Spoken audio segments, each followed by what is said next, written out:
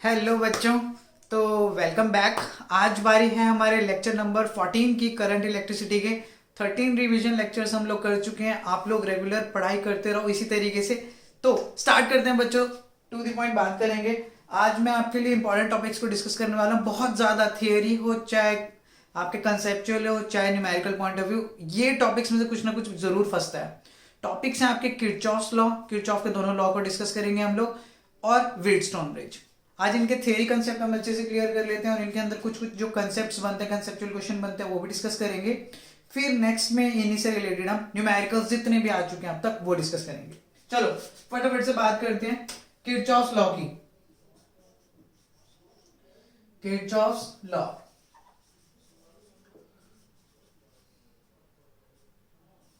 Kirchhoff's के दो law थे, ठीक है। एक तो किरचॉफ्स फर्स्ट लॉ जिसे हम बोलते हैं किरचॉफ्स फर्स्ट लॉ,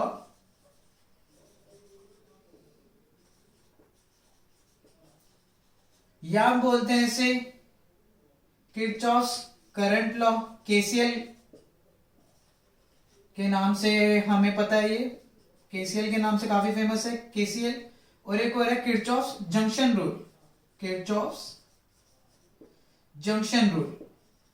तो बच्चों ये तीनों नाम याद रखने, तीनों में से कोई सा भी आ जाए आपको पता होना चाहिए कि हम किस चीज की बात कर रहे हैं। देखो ये लॉ ना बहुत सिंपल है। ये लॉ क्या कहता है कि किसी भी पॉइंट पे, किसी भी टर्मिनल पे जितने करंट एंटर करता है उतना ही करंट वहां से एग्जिट करता है। बहुत सिंपल, ठीक है। जितना करंट एक पॉइंट पे आएगा उतना ही करंट वहां से चला जाएगा। सो बेसिकली ये कहने का मतलब है एक पॉइंट पे जो टोटल करंट है वो क्या होता है, जीरो। मतलब जितना आया वो वहां रुका थोड़ी ना, वो वहां से चला गया। तो एक पॉइंट पे sum of all currents at a point is zero, या at a junction is zero. क्या कहता है ये, sum of all currents, sum of all currents at a junction, at a junction is zero. अब junction क्या होता है, जैसे हमने सुना है रेलवे जंक्शन, वहां क्या होता है डिफरेंट डिफरेंट आपकी जो ट्रेन्स होती हैं वो आके रुकती हैं वहां पे। ऐसी कुछ यहाँ पे है, मतलब वहां से क्रॉस करेंगे और वहां पे रुक के फिर चली जाती हैं। ऐसी होगा यहाँ पे, बिल्कुल जंक्शन को वहां से याद रखो जैसे रेलवे जंक्शन होते हैं आपके, राइट। तो क्या होता है अलग अलग ट्रेन आती हैं, रुकती हैं, चली जाती हैं।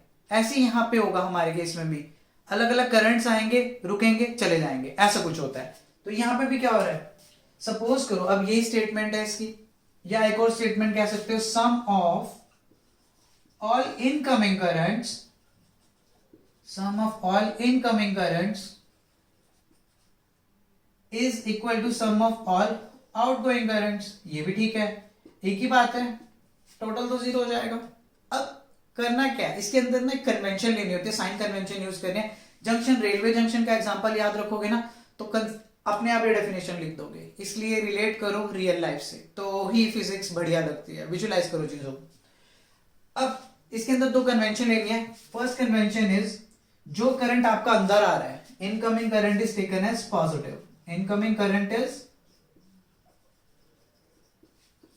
टेकन एज पॉजिटिव, पॉजिटिव मान लो उसे। ऐसे आपका जो आउटगोइंग करंट होगा, जो करंट आपका बाहर जा रहा है, इज टेकन एज नेगेटिव, वो क्या हो जाता है, नेगेटिव हो जाता है। अब इस चीज को अगर हम देखें, ये इनकमिंग करंट हो गया, या आउटगोइंग करंट हो गया। अब एक जंक्शन पे इसे लगा के देखते हैं कैसे लगता है। सपोज करो आपका एक पॉइंट है, ये एक जंक्शन है, ये करंट आया I1, यहां से करंट आया I2, मैं कह रहा हूं यहां से करंट निकल गया I3, और यहां से करंट निकल गया आपका I4, राइट, ठीक है। अब देखो मैंने इन सब का सम क्या करना है, जीरो करना है। ये मेथड जब लगेगा, ये साइन कन्वेंशन जब लगेगा जब आप इन सब का सम क्या कर रहे हो, जीरो कर रहे हो। इनकमिंग करंट क्या बोला मैंने, टेकन एज पॉजिटिव, तो मैं क्या लिख दूंगा, I1 पॉजिटिव प्लस I2, ये भी पॉजिटिव हो गया। इतना तो समझ आता है हमारे को कि इनकमिंग थे दोनों, दोनों इस जंक्शन के अंदर आ रहे थे, इस पॉइंट पे अंदर आ रहे थे, राइट। अलग अलग जगह से, अलग अलग रूट से आपकी ट्रेन आ रही हैं, उस पॉइंट पे आ रही है, फिर अलग अलग रूट पे निकल जाएंगी, ऐसा कुछ। Minus I3 minus I4 is equals to zero. Minus क्यों लिया, आएगा तो प्लस। यहां पे कैसे मतलब कहना चाह रहा हूं मैं, plus sum of all currents बोला ना मैंने, सम तो आएगा लेकिन इसका साइन नेगेटिव, ऐसे यहाँ प्लस आएगा लेकिन इसके साथ क्या आ जाएगा, नेगेटिव। सबको मैंने ऐड तो किया, वो तो कन्वेंशन की वजह से आपका i3 नेगेटिव है और i4 भी क्या है, नेगेटिव है। तो आप फाइनली से ऐसे लिखोगे i1 plus i2 minus i3 minus i4। और अगर आप इसे और सिंप्लीफाई करते हो, this is our final result. So basically you can clearly see sum of incoming currents is equals to sum of outgoing currents. Fine? तो ये होता है आपका Kirchhoff's first law, Kirchhoff's current law. अब एक क्वेश्चन सीधा आएगा 1 मार्क में, ये कौन से कंजर्वेशन लॉ पे बेस्ड है, बहुत इंपॉर्टेंट क्वेश्चन बनता है। So this law is based on the conservation of charge. किस पे बेस्ड है ये, कंजर्वेशन ऑफ चार्ज। काफी इंपॉर्टेंट रहता है बच्चों ये पॉइंट, याद रखना। Conservation of charge, charge conservation भी इसी प्रिंसिपल पे वर्क करता है, ठीक है। कि आपके सम ऑफ चार्जेस एक पॉइंट पे हमेशा जीरो होते हैं, मतलब पॉजिटिव चार्ज और नेगेटिव चार्ज दोनों मिला के क्या हो जाते हैं, ओवरऑल टोटल चार्ज जीरो रहता है। तो यही कहानी यहाँ पे भी कुछ होती है, ठीक है। तो ये किस पे बेस्ड है, कंजर्वेशन ऑफ चार्ज के ऊपर। यहां तक आप लोग बड़े आराम से समझ गए हुए चीजों को। अब आते हैं बच्चों सेकंड लॉ पे, फटाफट से इसे रब कर रहा हूं मैं। सेकंड लॉ आपका किरचॉफ्स सेकंड लॉ, वो क्या कहता है, बेसिकली वो है आपका किरचॉफ्स वोल्टेज लॉ, और उसे एक को चीज बोलते हैं किरचॉफ्स लूप रूल। बड़ा इंपॉर्टेंट रहता है बच्चों को, उसके ऊपर क्वेश्चन बनता ही बनता है। और उसके ऊपर एक नेक्स्ट टॉपिक व्हीटस्टोन ब्रिज है, वो भी डिस्कस करेंगे, तो काफी इंपॉर्टेंट लॉ रहेगा। किरचॉफ्स फर्स्ट लॉ नहीं है बच्चों, अब क्या आपका किरचॉफ्स सेकंड लॉ, ठीक है। इसे किरचॉफ्स वोल्टेज लॉ बोलते हैं बच्चों। पहले हमने करंट की बात करी, अब हम वोल्टेजेस की टर्म में बात करेंगे।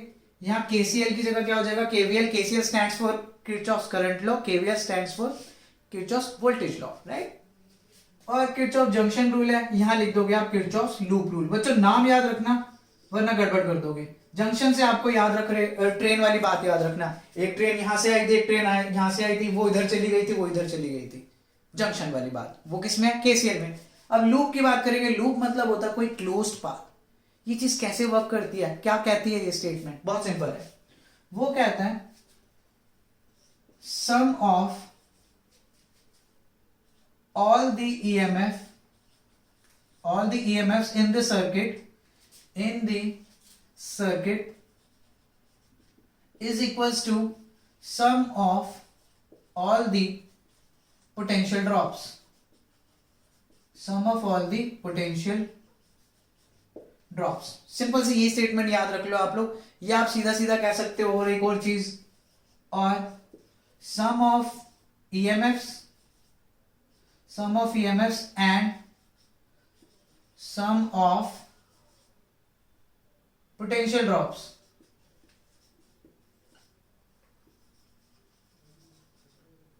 is 0। मतलब ये है इन दोनों को अगर आप ऐड कर रहे हो तो 0 के इक्वल आना चाहिए, या और खुद देखो, या फिर ये क्या होगा, ईएमएफ जो अलग अलग आपके सेल्स लगेंगे, मल्टीपल सेल्स में लगता है बच्चों। ये सिंगल सेल के लिए तो आप सीधा रेजिस्टेंस का फॉर्मूला लगा देते हो सीरीज पैरेलल चेक करके, या आप वोल्टेज मेथड भी लगा देते हो। बट बच्चों कुछ क्वेश्चंस ऐसे होंगे जिसमें मल्टीपल सेल्स आएंगे, सर्किट कॉम्प्लेक्स होगा, तो आपको उसमें यही अप्लाई करना पड़ता है। समझ रहे हो, मल्टीपल सेल्स में ज्यादा ये चीज लगती है।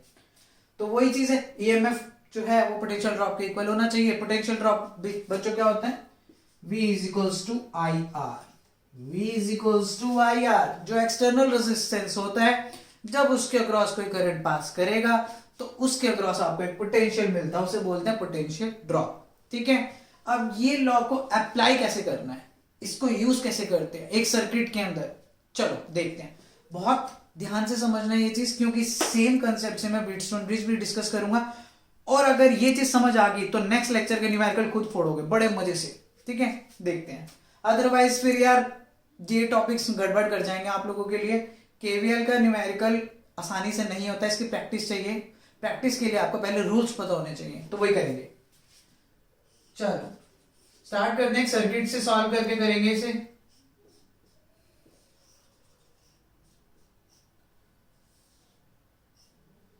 ये R3, R2, R1, E2, E1 ऐसे कुछ सर्किट है बच्चों। हमें केवीएल अप्लाई करना है। अब केवीएल किस लिए है, क्या क्या पूछ सकते हैं केवीएल के थ्रू, वो भी समझाता हूं आपको। A B C D E F. अब बच्चों केवीएल के थ्रू क्या क्या पूछा जा सकता है, ये मेन चीज आती है। केवीएल के थ्रू आपसे पूछ सकता है इस ब्रांच में करंट निकालो, इस ब्रांच में करंट निकालो, इस ब्रांच में करंट निकालो, कुछ भी पूछ सकता है। ये पूछ सकता है इसके अक्रॉस पोटेंशियल ड्रॉप बताओ, तो वो भी निकाल दोगे, क्योंकि जब आपका इस ब्रांच का करंट आ जाएगा, ये ब्रांचेस होती हैं बच्चों, बेसिकली क्या होती है, ब्रांच होती है। तो क्या होता है, इसके अक्रॉस पोटेंशियल ड्रॉप पूछेगा तो भी निकाल दो, क्योंकि करंट आ गया, करंट इंटू रेजिस्टेंस क्या होता है आपका, पोटेंशियल ड्रॉप होता है, तो वो चीजें भी निकल सकती हैं। समझ रहे हो। अब सीधा सीरीज पैरेलल नहीं लगेगा बच्चों इसमें, क्योंकि यहाँ दो सेल आ गए हैं, तो कहानी थोड़ी चेंज हो जाती है। अब कैसे अप्लाई करनी है, बहुत ध्यान से सुनना है ये चीज। मैं कहता हूं यहां से कोई करंट जा रहा है I1, यहां से करंट निकलेगा I1, पॉजिटिव है, ऐसे निकला, यहां पे आया I1, यहां से कौन सा करंट आएगा आपका I2, इस जंक्शन पे मिल गए, आगे दोनों ऐड होके चले जाएंगे, तो आगे क्या आ जाएगा आपका, यहां पे आ गया आपका I1 plus I2, I1 plus I2, मतलब इसके क्रॉस क्या जाएगा, I1 प्लस I2 जाने वाला है। इतना समझ आता है। I1 और I2 यहाँ ऐड हुए और आगे भी वही हुआ, यहां तक समझ आया। ठीक है, आगे बढ़ते हैं। देखो अब हमें क्या करना होता है, एक लूप कंसिडर करना होता है। क्या कंसिडर करना है आपको, एक लूप कंसिडर करना होगा इसके अंदर। ठीक है, अब लूप के अंदर क्या होगा, इसके अंदर लूप को अगर हम ध्यान से समझें, देखो पहले आपको एक लूप लेना होगा, कोई सी भी डायरेक्शन में ले लो। देखो लूप मतलब क्लोज पाथ, ऐसे या फिर ऐसे, ये होती है आपकी क्लॉकवाइज डायरेक्शन, क्लॉक ऐसी चलती है ना, इधर ऐसे ऐसे ऐसे ऐसे ऐसे ऐसे, ये होती है आपकी एंटी क्लॉकवाइज। ठीक है, अब क्या होगा, क्लॉकवाइज डायरेक्शन में अगर हम इसे लें, ध्यान से समझना किस तरीके से अप्लाई करना है इसे। पहले मैं एक लूप कंसिडर कर रहा हूं, एक क्लोज पाथ कंसिडर कर रहा हूं, कौन सा, applying KVL, applying KVL in loop, कौन से लूप की बात हो रही है, A B E F, A B E F A. कौन सा लूप कंसिडर किया बच्चों मैंने, ए बी ई एफ ए। याद रखना ए बी ई एफ पे मत खत्म कर देना, लूप जहां से शुरू हुआ है वहीं पे खत्म करोगे। ठीक है, आपको इसे ऐसे डायरेक्शन भी दिखा दो, ऐसे शुरू हुआ और ये पाथ आपने ऐसे बनाया, गए कौन से डायरेक्शन में हो, क्लॉकवाइज। अब ये रूल लगाते कैसे, वो चीज समझो। ए से बी पे गए, हमें क्या देखना है, या तो ईएमएफ देखना है या क्या देखना है, पोटेंशियल ड्रॉप, मतलब या तो ई मिलना चाहिए या आई आर मिलना चाहिए। क्या आपको यहाँ पे ए से बी में कुछ ई दिख रहा है, कोई सेल है, नहीं। क्या आपको यहाँ आई आर मिलेगा, नहीं मिलेगा। क्यों नहीं मिलेगा, क्योंकि आर ही नहीं है। आगे बढ़े, ना ही ई है ना ही आर है। अब बी टू ई, ए से बी हो गया, बी टू ई जाते हैं।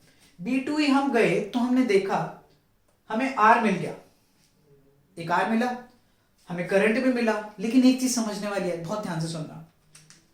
कन्वेंशन के अकॉर्डिंग, वैसे इसके अंदर जो डायग्राम बना था, हमने बनाया था, उसे ड्रॉ किया था, उसमें I2 यहां जा रहा है, कहां जा रहा है, E से B, और हम कहां जा रहे हैं, B से E। समझो ये चीज, हम जा रहे हैं लेफ्ट टू राइट, करंट कहां आ रहा है, right to left, direction opposite होगी। ये करंट इसके अक्रॉस भी गया होगा, तो हमें क्या लिखना होगा यहाँ पे, माइनस I2R2। बच्चों मैंने माइनस क्यों लिया, क्योंकि डायरेक्शन अपोजिट है, किसकी, हम तो B से E जा रहे हैं, करंट E से B आ रहा है, हो गया अपोजिट डायरेक्शन, इसलिए आपको क्या लगाना पड़ा, माइनस I2R2। डन। उसके बाद देखो बच्चों, इक्वल लिया, नेक्स्ट क्या आ गया आपका, एक सेल आ गया, सेल भी है, ईएमएफ मिलेगा, पोटेंशियल ड्रॉप तो मिल रहा है, इक्वल करके करेंगे हम। अब इसके अंदर देखो बच्चों, हमें एक चीज याद रखनी है, क्या, हम बी से ई जा रहे हैं, हमारी डायरेक्शन, जो डायरेक्शन में हम लूप में ट्रेवर्स कर रहे हैं, ठीक है, हम बी से ई जा रहे हैं, राइट। तो आपको ये देखना है बाद में कौन से टर्मिनल पे हैं, सेल के कौन से टर्मिनल पे हम बाद में गए हैं। बी से ई जा रहे हो, पहले कौन सा टर्मिनल आएगा, पॉजिटिव, बाद में कौन सा टर्मिनल आएगा, नेगेटिव। तो आप क्या ले लोगे यहां पे, माइनस E2, क्या कंसिडर कर लोगे, माइनस E2। ठीक है बच्चों, क्या कंसिडर करोगे, माइनस E2 कंसिडर करोगे यहां पे आप लोग, क्योंकि आपको ये याद रखना है अब बाद में कौन से टर्मिनल पे थे, ये चीज याद रखोगे। अभी एक दो बार और करवाऊंगा और क्लियर हो जाएगा। ये हो गया B2E। E2F, क्या कोई सेल दिख रहा है? नहीं दिख रहा। क्या कोई रेजिस्टर दिख रहा है? नहीं दिख रहा है, तो कुछ भी नहीं आएगा यहाँ पे। F2A पे आओ। F2A पे सेल आ गया। अब आप लोग बता सकते हो, सेल आ गया तो हमने देखा यहां से यहां गए, पहले नेगेटिव टर्मिनल है, बाद में कौन सा टर्मिनल आ गया? पॉजिटिव। कौन सा टर्मिनल है बाद में? पॉजिटिव। तो क्या लोगे? E1 with positive sign. और आगे चलते हैं, इसके अक्रॉस ये करंट क्या होगा? तो पोटेंशियल ड्रॉप मिला। हमारी डायरेक्शन राइट टू लेफ्ट ही है, हम इधर ही तो जा रहे हैं F से, करंट भी तो इधर ही जा रहा है, तो डायरेक्शन सेम होगी। तो यहां क्या लिख लोगे? I1 R1। खत्म। ये लूप ऐसे बनते हैं बच्चों। समझ आई ये चीज? एक बार फटाफट से बता देता हूं कि क्या हुआ।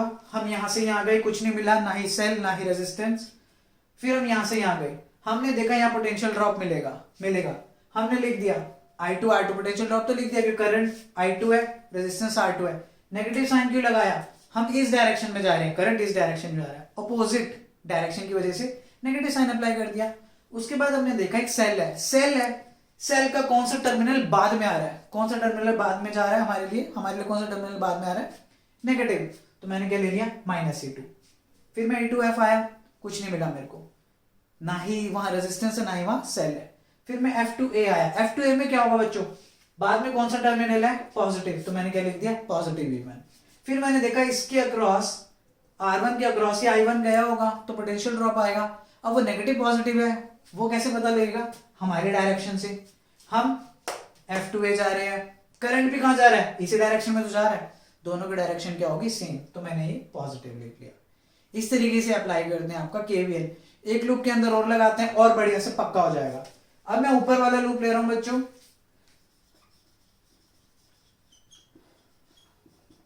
Applying KVL in loop, applying KVL in loop बच्चों। अब मैं ले रहा हूं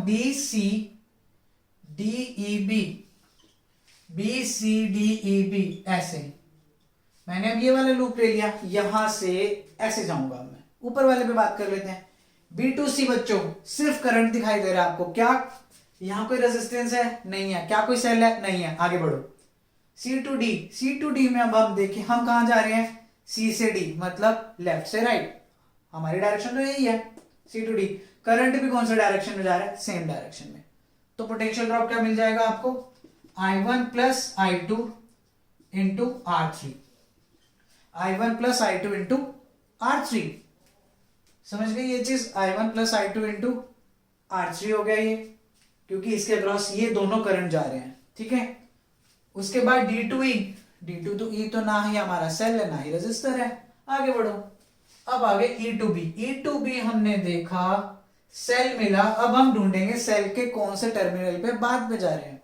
तो हमने देखा सेल के पहले आ रहा है हमारे लिए नेगेटिव टर्मिनल, हम यहां से यहां जा रहे हैं, पहले नेगेटिव और बाद में कौन सा टर्मिनल? पॉजिटिव। तो क्या लिखोगे? E2 विद पॉजिटिव साइन, बाद का टर्मिनल देखना है। वहीं फिर हमने हमारे डायरेक्शन E से B है, मतलब राइट से लेफ्ट, करंट भी राइट से लेफ्ट ही जा रहा है। तो पोटेंशियल ड्रॉप कितना आ जाएगा आपका? I2 R2 with positive sign. So this is how we apply KVL। बाकी जब न्यूमेरिकल्स करोगे तो और अच्छे से क्लियर होगा। क्वेश्चंस के अंदर हम KCL KVL दोनों को कंबाइन करके न्यूमेरिकल्स को सॉल्व करेंगे।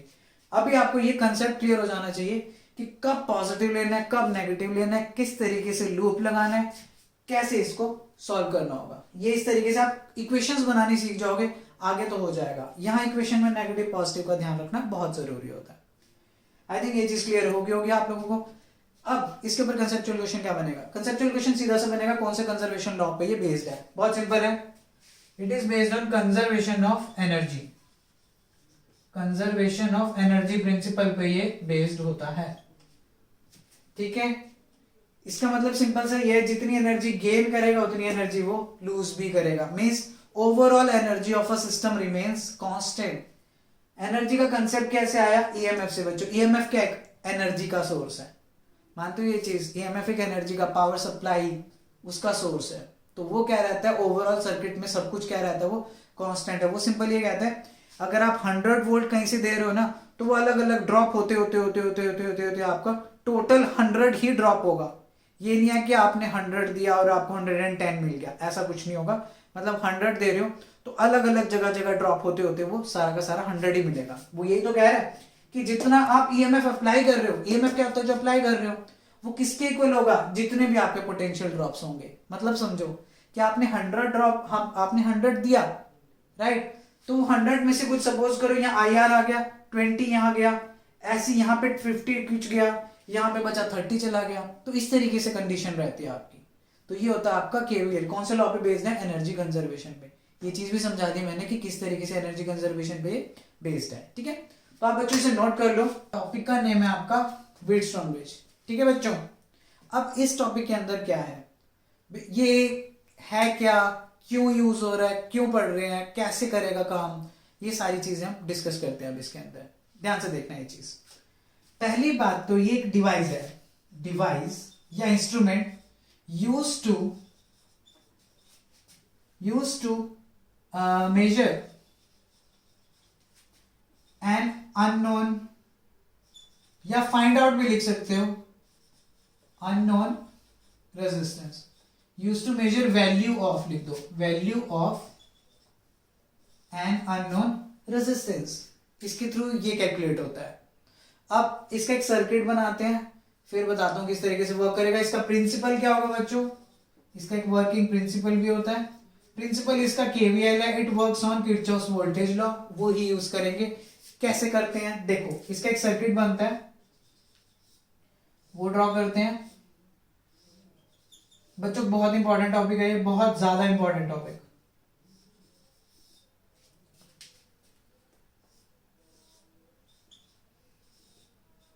ऐसा कुछ इसका सर्किट रहता है।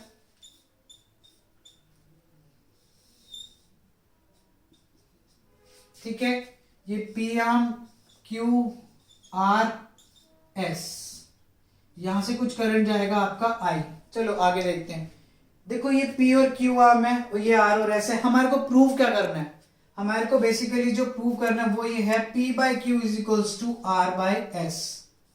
पहली बात तो ये प्रूव करने से हमारे को क्या मिलेगा, एस की वैल्यू। किसकी वैल्यू मिलेगी, S. Here S is our unknown resistance, S है आपका अननोन रेजिस्टेंस। अननोन वैल्यू ये है आपकी, अननोन रेजिस्टेंस ये है आपका।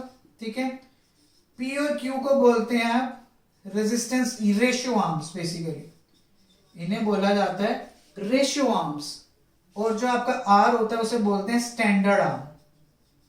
क्या बोलते हैं उसे, स्टैंडर्ड आर्म। ठीक है बच्चों, ये चीज भी होगी हमारी। इसे रेशियो आर्म बोलते हैं, इसको क्या बोलते हैं, स्टैंडर्ड आर्म बोलते हैं। समझ आता है इतनी बात हमारे को। अब हमारे को एस निकालना है, कैसे निकले, कौन सी इक्वेशन क्यों करनी है, क्या है वो डिस्कस करते हैं। चलो देखो अब कैसे होगा, लेट्स सी। ये कंडीशन कब आती है, इसे बोलते हैं बैलेंस्ड कंडीशन। क्या बोलते हैं इसे, बैलेंस्ड कंडीशन बच्चों। ये जब आएगा आपका, जब आपकी कंडीशन क्या होगी, बैलेंस्ड कंडीशन। और बच्चों बैलेंस्ड कंडीशन का मतलब होता है, फॉर बैलेंस्ड कंडीशन, ये चीज याद रखना बच्चों, यही तो मेन है सबसे। For balanced condition IG must be zero, current through galvanometer must be zero, ये जीरो होना चाहिए। अब कुछ सोचो, करंट थ्रू गैल्वेनोमीटर जीरो होने का क्या मतलब हुआ, ये A पॉइंट, ये B पॉइंट, ये C पॉइंट, ये D पॉइंट। करंट कब आता है, जब आपका पोटेंशियल डिफरेंस हो। मानते हो ये चीज, तो इसके क्रॉस करंट ही नहीं आ रहा, तो मैं क्या कह सकता हूं, जो इस पॉइंट पे पोटेंशियल है B पॉइंट पे, वो किसके इक्वल होगा, D पॉइंट के। जब पोटेंशियल ही दोनों पॉइंट के इक्वल हो गए, मतलब पोटेंशियल डिफरेंस ही नहीं है। पोटेंशियल डिफरेंस नहीं है बच्चों, तो करंट कहां से आ जाएगा। तो ये कंडीशन हमारे को अब लगानी है, और हमारे को फिर ये डिराइव करके यहां से एस की वैल्यू निकालनी होती है। आपको तो फॉर्मूले जो न्यूमेरिकल होगा उसमें तो डायरेक्टली कंडीशन लगाओगे, बस आइडेंटिफाई करना होगा कि कंडीशन जो आपकी है वो व्हीटस्टोन ब्रिज की है या बैलेंस्ड व्हीटस्टोन ब्रिज की है। बच्चों दोनों में फर्क होता है। अगर यहां से करंट फ्लो करना शुरू कर जाए तो ये सिर्फ एक व्हीटस्टोन ब्रिज है, अगर इसके अक्रॉस करंट फ्लो नहीं कर रहा है तो ये बैलेंस्ड व्हीटस्टोन ब्रिज है। तो फर्स्ट ऑफ ऑल ये डिफरेंस क्लियर कर दो, बच्चों को नहीं पता होता। अब केवीएल का यूज करते हैं, फटाफट से इसे खत्म करते हैं।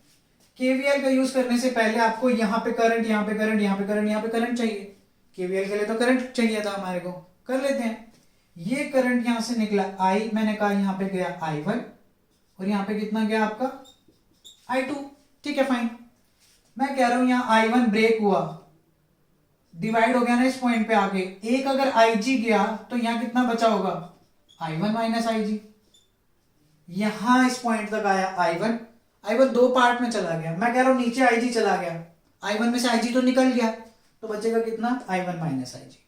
सिमिलरली मैं कह रहा हूं यहां I2 गया, ठीक है, ऊपर से क्या आ रहा है IG, दोनों ऐड होके क्या हो जाएंगे, I2 प्लस IG। दोनों नीचे आ रहे हैं, एक पॉइंट में मिल रहे हैं, तो मिल के आगे चले जाएंगे, जैसे हमने उसमें करा था ना केवीएल में, यहां से आ रहा था I1, यहां से आ रहा था I2, फिर मिला के हमने ऊपर I1 प्लस I2 भेज दिया था, वैसे से कुछ क्या हो गया। अब यहां तो ऑब्वियसली आपका I ही आएगा, क्योंकि I1 माइनस IG और यहां से I2 प्लस IG आएगा, तो IG से IG क्या हो जाएगा आपका, कैंसिल हो जाएगा, तो बचेगा क्या, I1 प्लस I2, और I1 प्लस I2 आया कहां से था, I से तो आया था, तो इसमें तो कोई प्रॉब्लम नहीं होनी चाहिए। अगर हम आगे देखें बैलेंस कंडीशन को, अब अगर हम डिराइव करना चाहते हैं इसके अंदर, तो वो कंडीशन के लिए हमें क्या लगाना होगा, केवीएल अप्लाई करना होगा, ठीक है बच्चों। अब करेंगे हम केवीएल को अप्लाई। देखो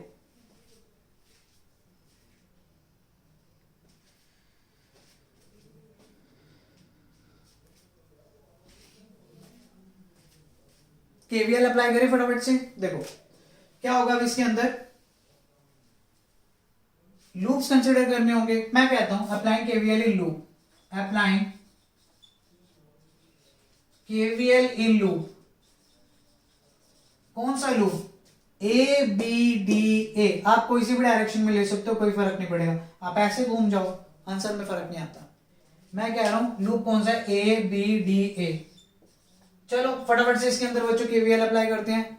क्या करें, हम यहां से यहां जा रहे हैं, ए से बी, करंट भी यहां से यहां जा रहा है, तो क्या आ जाएगा, ये वाला potential drop I1 into P with positive sign. Positive क्यों आया, हमारे डायरेक्शन भी है, करंट की डायरेक्शन भी है, तो कोई दिक्कत नहीं है। आगे बढ़ते हैं, बी टू डी, हम कहां जा रहे हैं, बी से डी, करंट भी कहां जा रहा है, नीचे, तो क्या आ जाएगा, IG इंटू जी।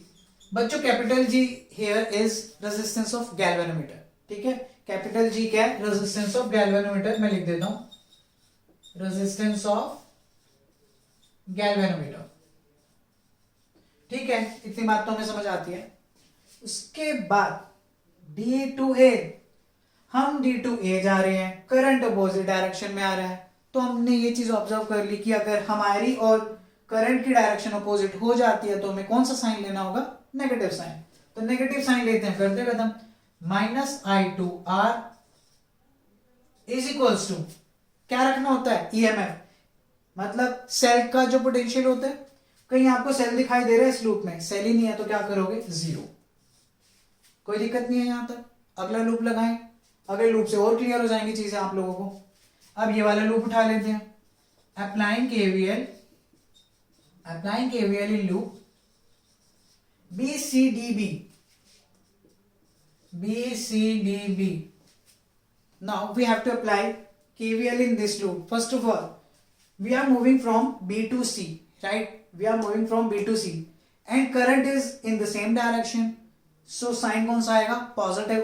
क्या करोगे, पोटेंशियल ड्रॉप कितना आ जाएगा, जितना करंट है इसके अक्रॉस, कितना करंट जा रहा है, I1 minus IG into Q, done.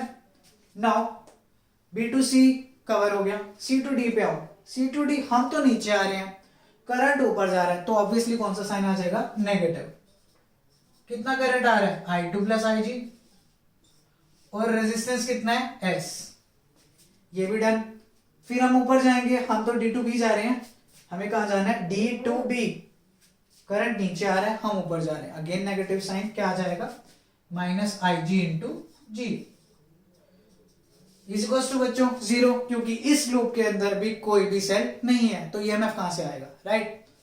बस अब आपको क्या करना होगा, बैलेंस कंडीशन अप्लाई कर दो, जो कि है IG को करना है जीरो। तो जब IG को जीरो करोगे, सिंस IG इज जीरो, हमें पता है जीरो है, बैलेंस कंडीशन लिख देना, IG आपका जीरो है, तो क्या करोगे, जब IG जीरो पुट करोगे इस इक्वेशन के अंदर, क्या बन जाएगी, I1P, इसको मैं उधर भेज दूं, इज इक्वल्स टू I2R, क्योंकि ये फैक्टर तो जीरो हो गया फैक्टर जीरो, ये बना लो इक्वेशन नंबर 1।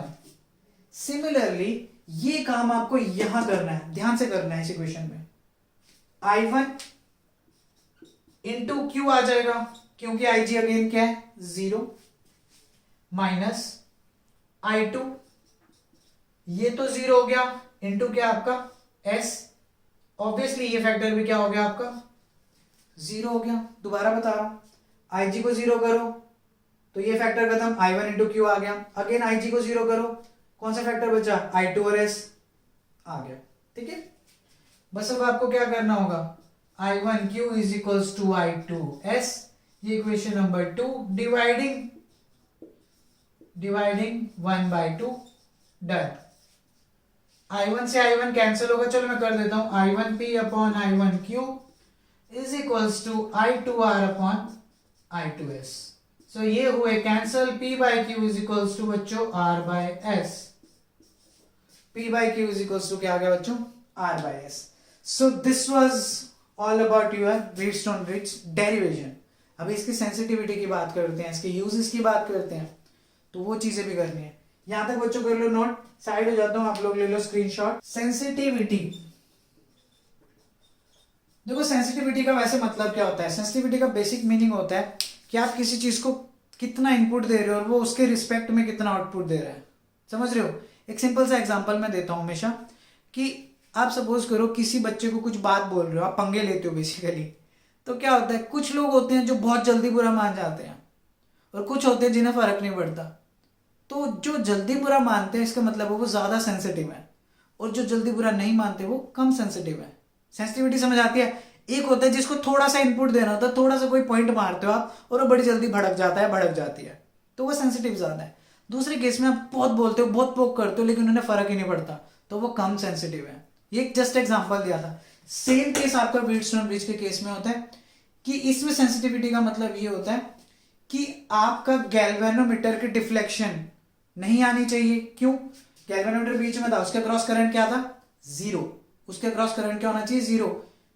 क्यों, क्योंकि व्हीटस्टोन ब्रिज को हमें रखना है बैलेंस, राइट। जब व्हीटस्टोन ब्रिज को आपको बैलेंस रखना है, उसके क्रॉस करंट 0 होना चाहिए। अगर उसके क्रॉस करंट 0 है तो डिफ्लेक्शन नहीं होगी, और हम चाहते हैं डिफ्लेक्शन ना हो, राइट। हम क्या चाहते हैं, डिफ्लेक्शन ना हो।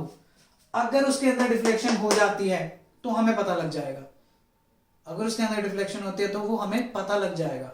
तो उसी चीज को बोलते हैं सेंसिटिविटी, उसी चीज को क्या बोलते हैं, सेंसिटिविटी बोलते हैं। कि हल्का सा भी करंट आ गया उसके अंदर तो हमारा को पता लग जाएगा, गैल्वेनोमीटर डिफ्लेक्ट करना शुरू कर देगा, तो आपका व्हीटस्टोन ब्रिज जो बैलेंस था उसका बैलेंस बिगड़ जाएगा। समझ रहे हो ये चीज। अब बात ये आती है, ये गैल्वेनोमीटर के अंदर करंट आएगा कहां से, मतलब ये जो हमारा बैलेंस है वो चेंज किस फैक्टर से हो रहा है। बैलेंस चेंज की बात करें, मतलब P/Q इक्वल्स टू R/S है, वो चेंज कैसे हो रहा है, और ये सेंसिटिविटी किस चीज पे डिपेंड करती है। इसका एक फॉर्मूला है बच्चों जो कि मोस्ट ऑफ द बुक्स में नहीं है। सेंसिटिविटी का एक फॉर्मूला है, sensitivity is basically theta upon delta S by S। ये क्या बोला मैंने, theta is deflection in galvanometer, deflection in galvanometer upon fractional change in S, fractional change in unknown resistance, fractional change in unknown resistance।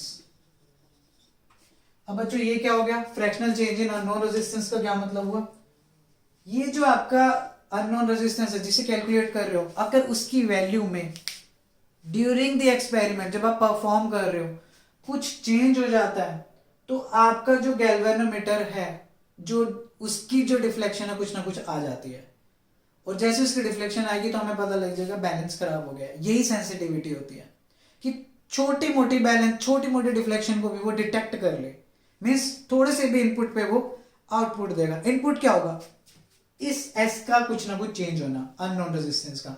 Output क्या होगा, इसके change होते ही balance बिगड़ जाएगा आप लोगों का, क्योंकि बैलेंस तो ये है ना P/Q is equals to R/S।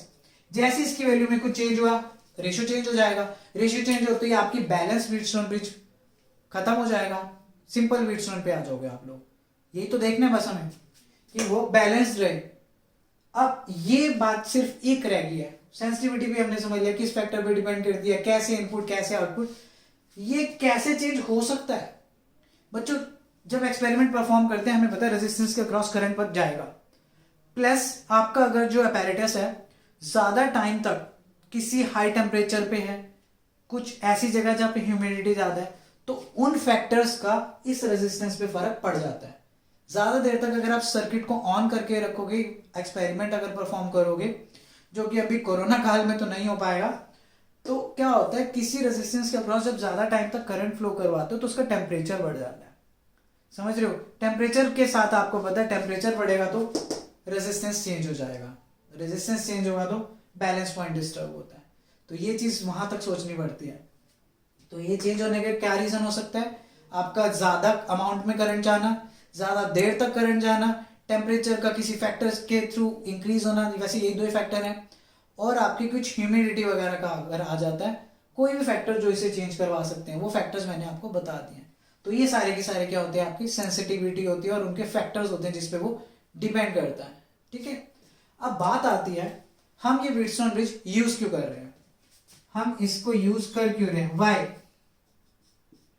इसके यूजेस का कोई रीजन होना चाहिए। एडवांटेजेस कह सकते हो, यूजेस भी नहीं, आप कहोगे इसके एडवांटेजेस क्या है? बेसिकली इसके एडवांटेजेस क्या है? यूज तो हमें पता है, अननोन रेजिस्टेंस को कैलकुलेट करेगा, अच्छा खासा सेंसिटिव है, मतलब बढ़िया रीडिंग आने वाली है इसकी। फर्स्ट, बहुत बार सुना होगा नल मेथड। समझ नहीं आता बच्चों को नल मेथड है क्या? Let me explain. देखो, नल मेथड का मतलब है आपने एक्सपेरिमेंट परफॉर्म करते हुए किसी चीज को जीरो करा है। किसको जीरो करा था? पोटेंशियल डिफरेंस को मैंने क्या करा था? जीरो कर दिया था। मैंने कहा था जो VB इज इक्वल टू क्या है? VD है, और you can say VB minus VD is equal to zero, या VD minus VB is equal to zero. Basically हमने पोटेंशियल डिफरेंस को क्या करा था? जीरो करा था। दैट्स वाई इसे बोलते हैं नल मेथड। अब इसको जीरो करने से फायदा क्या होगा? क्यों करा जीरो? समझाता हूं। हमारा एक सेल होता है, नीचे एक सेल लगा रखा था मैंने, आपने डायग्राम देख लिया होगा। सेल का एक खुद का इंटरनल रेजिस्टेंस भी होता है, ये भी चीज समझ आती है। अब अलग अलग रेजिस्टेंसेस हैं, हर एक रेजिस्टेंस के अक्रॉस आता है पोटेंशियल ड्रॉप। क्या आता है? Potential drop. समझना ये चीज।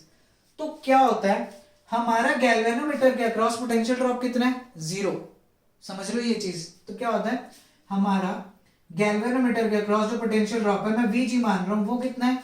जीरो है। VG कितना हो गया आपका? जीरो। अब हमें पता है पोटेंशियल ड्रॉप का फॉर्मूला क्या होता है? V is equal to E minus IR। V is equal to E minus IR होता है, राइट? तो आपको क्या इंटरनल रेजिस्टेंस से फर्क पड़ेगा? कोई फर्क नहीं पड़ेगा। क्यों? क्योंकि ये तो जीरो है। इसके ऊपर कोई फर्क नहीं पड़ता। किसका? जो आपका सेल है उसके इंटरनल रेजिस्टर का। प्लस क्या गैल्वेनोमीटर के रेजिस्टेंस का फर्क पड़ेगा? कोई फर्क नहीं पड़ेगा, क्योंकि अगेन आपका पोटेंशियल क्या है? जीरो है। ये पोटेंशियल जो है VG है, ये इस फैक्टर पे डिपेंड करता है, लेकिन ये तो हमने जीरो कर दिया, तो कोई फर्क ही नहीं पड़ता हमारे को। समझ रहे हो चीज? तो सेल का इंटरनल रेजिस्टेंस जितना मर्जी हो, कोई फर्क नहीं पड़ेगा, क्योंकि फर्क पड़ता तो ये चेंज होता, और ये चेंज तो होने का मतलब ही नहीं है, क्योंकि इसे तो हमने जीरो करना है। समझ रहे हो ये चीज? तो internal resistance of a cell का कोई फर्क नहीं पड़ता, आपके गैल्वेनोमीटर के रेजिस्टेंस का भी कोई फर्क नहीं पड़ता है। तो small r and G doesn't matter. ये थोड़े से अच्छे वर्ड्स में लिख लेना, ये तो मैंने थोड़ा सा वैसे लिख दिया, बट समझ जाना कि उन दोनों की वैल्यूज का कोई फर्क नहीं पड़ता है। प्लस बच्चों, हमने जितना भी एक्सपेरिमेंट किया, जितने भी हमने बेसिकली जो फाइनल रिजल्ट निकाला, वो P by Q equals to R by S। हमारे जो फाइनल रिजल्ट है फाइनल फॉर्मूले में, पहली बात तो यहां से S निकालना बड़ा आसान है, जो निकालना होता है हमें। अब सेकंड पॉइंट ये कहता है कि हमने ये सारी चीज कैलकुलेट करी, फाइनल रिजल्ट ये आ रहा है। क्या हमारे फाइनल रिजल्ट में कहीं वोल्टेज है? नहीं है। क्या हमारे फाइनल रिजल्ट में कोई वोल्टेज है? तो वोल्टेज कैलकुलेट करने की जरूरत नहीं है। सेकंड, कहीं हमारे फाइनल रिजल्ट में करंट है? नहीं। जब हमारे फाइनल रिजल्ट में वोल्टेज नहीं है, हमारे फाइनल रिजल्ट में करंट नहीं है, तो आप जो भी कुछ मेजर करोगे इसके अंदर, लाइक आप एमीटर लगा दो, वोल्ट मीटर लगा दो, तो उस एमीटर और वोल्ट मीटर के रेजिस्टेंस कितना आ रहा है कितना नहीं आ रहा, उससे फर्क नहीं पड़ता। अब मैंने क्या बोली ये बात, रिपीट करता हूं कि मैं ये कह रहा हूं, हमें जो मेजर करना है सिर्फ रेजिस्टेंस मेजर करना है, राइट? हमें कहीं करंट नहीं मेजर करना, कहीं पोटेंशियल मेजर नहीं करना, पोटेंशियल ड्रॉप कहीं मेजर नहीं करना। अब रेजिस्टेंस ही मेजर करना है, तो हमारे को करंट और पोटेंशियल से कोई लेना देना नहीं है। और आपको पता है करंट और पोटेंशियल चेंज हो जाते हैं किस फैक्टर से? आपके एमीटर और एमीटर एंड वोल्ट मीटर की वजह से, क्योंकि voltmeter resistance have no role to play, have no role to play, has आएगा बच्चों, has no role to play. समझ लो ये चीज, एमीटर वोल्ट मीटर का जितना मर्जी रेजिस्टेंस ले आओ, क्योंकि रेजिस्टेंस से चेंज क्या होता है, करंट, और जब करंट चेंज होता है तो पोटेंशियल चेंज हो जाता है। समझो ये चीज को, इन दोनों के रेजिस्टेंस से हमारा या तो करंट चेंज होता है, करंट चेंज होगा तो आपको पता है वोल्टेज चेंज होगी। हमें तो दोनों ही नहीं चाहिए, बात ही खत्म होगी। जब हमें दोनों चाहिए ही नहीं तो लगाओ जितना मर्जी, क्या फर्क पड़ रहा है, क्योंकि हमारे को तो रेजिस्टेंस से लेना देना सीधा सीधा। तो ये कहानी थी बच्चों आपको सेंसिटिविटी की, उसके यूजेस की, क्या फर्क होता है क्या फर्क नहीं होता है। तो ये सारी चीज मैंने आप लोगों को एक्सप्लेन कर दिया व्हीटस्टोन ब्रिज के अंदर, इससे ज्यादा की जरूरत नहीं होती है। बाकी न्यूमेरिकल प्रॉब्लम जब करेंगे तब देखेंगे, और बाकी कंसेप्चुअल जो भी आए हुए होंगे वो भी देख लेंगे। So this was all about today's lecture. I hope आप लोगों को चीजें समझ आई होंगी।